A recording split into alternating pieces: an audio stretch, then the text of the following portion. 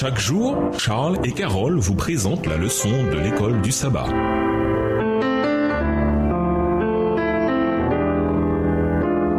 Bienvenue à votre émission Dieu nous parle. Leçon de vendredi. Pour aller plus loin. Avec le recul, nous voyons dans Éphésiens 5 et versets 1 à 20, Paul qui prend fermement position contre le péché et le mal, notamment quand ils prennent la forme de l'immoralité sexuelle et des paroles grossières. Il n'est pas disposé à accepter la présence de comportements corrompus au sein du peuple de Dieu. À la place, il appelle les croyants d'Éphèse à avoir un standard de conduite plus élevé et à s'emparer de leur identité d'enfants bien-aimés de Dieu et de saints. Éphésiens 5 versets 1 à 10. Il veut croire que quand la communauté chrétienne fait cela, ils font briller une lumière dans les ténèbres et éloignent leur prochain de ces modes de vie autodestructeurs en l'attirant vers la grâce et la vérité de Dieu. Éphésiens 5 versets 11 à 14. Paul imagine l'Église soutenue par un engagement renouvelé à marcher comme des enfants de lumière, tandis qu'elle attend le retour de Christ. Éphésiens 5, le verset 8 dans la version Colombe, et également Éphésiens 5, les versets 15 et 16, et bénie par la présence de Christ, Éphésiens 5, le verset 14, qu'elles se réunissent pour adorer. Mues par leur statut d'enfants bien-aimés de Dieu et par la mort de Christ pour eux, Éphésiens 5, les versets 1 et 2, et remplis de l'Esprit, Éphésiens 5, verset 18,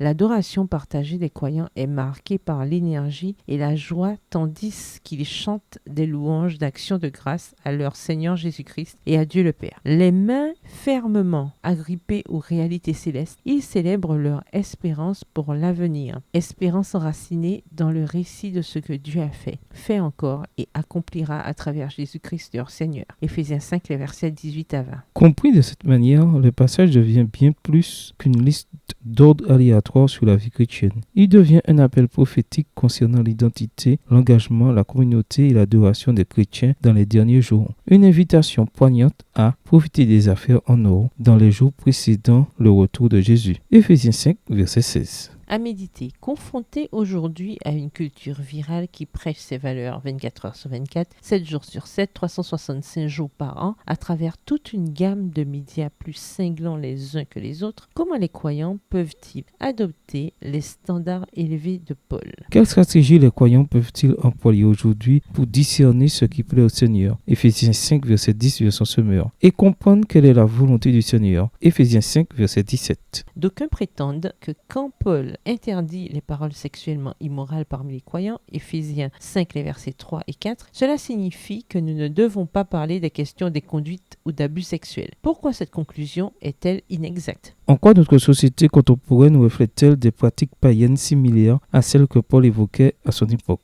Au revoir. Et à demain si Dieu veut. Dieu nous parle. Chaque jour, Charles et Carole vous présentent la leçon de l'école du sabbat.